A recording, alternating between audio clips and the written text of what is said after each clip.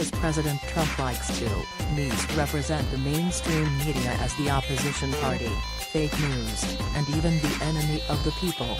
The truth is that he benefited greatly from news media coverage and reporting during the 2016 U.S. presidential campaign.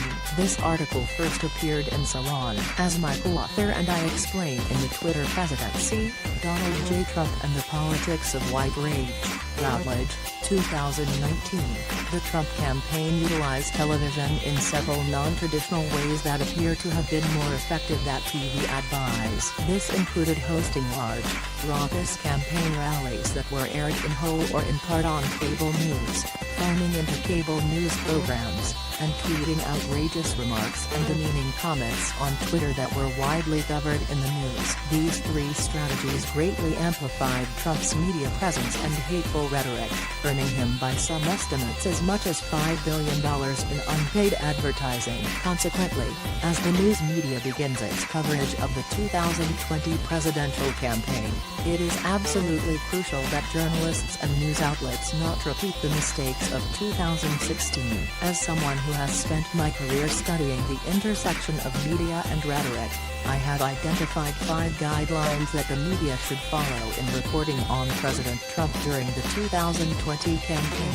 1. Eliminate unpaid advertising. The news media must stop covering Trump's campaign rallies altogether. These events function exclusively as white nationalist propaganda for Trump's base. They are explicit calls for political violence. Absent anything even remotely policy-oriented, these events are in no way newsworthy, and the media should not air them, report on them, or anything Trump says at them. Trump is extremely skilled at manipulating the media, and he uses these events to set the news agenda, generate unpaid advertising, and disseminate his racist lies and wild conspiracy theories. 2. Do not cover Trump's personal attacks on Twitter. A prominent feature of Trump's use of Twitter is degrading and demeaning others. Trump is a bully who uses Twitter like a public schoolyard to insult, torment and intimidate others. This is not news, and it is imperative that the news media not be complicit in his cyberbullying. Under no circumstances should the news media cover Trump's tweets attacking his opponents.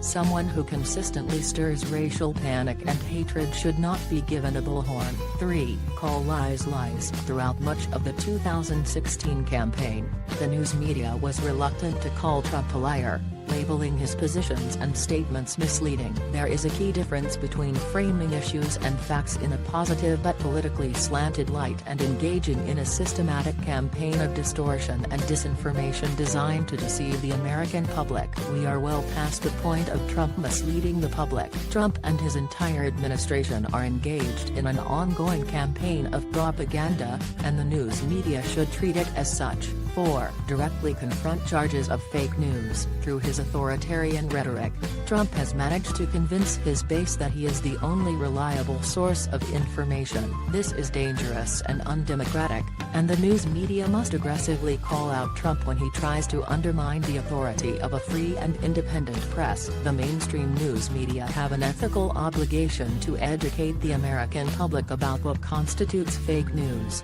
such as the Russian cyber-terrorist attacks during the 2016 campaign. The news media must help the public understand that negative and unflattering news coverage does not constitute fake news. Labeling it as such is a tool of dictators. 5. Interview experts, not journalists and political pundits. In recent years, the mainstream news media has increasingly begun covering itself and its own reporting. Journalists interviewing journalists and political pundits is not news. It is self-congratulatory grandstanding. It simply must stop. There is no shortage of economic, legal, political and communication experts to help break down and assess the president's actions and rhetoric. The news media must stop feeding anti-intellectualism by avoiding in-depth discussions with experts in favor of treating journalists like celebrities. If the mainstream news media is unable to follow these simple guidelines, they will all but ensure the re-election of Donald Trump to a second term. The Fourth Estate exists to protect our democracy from the slide into autocracy,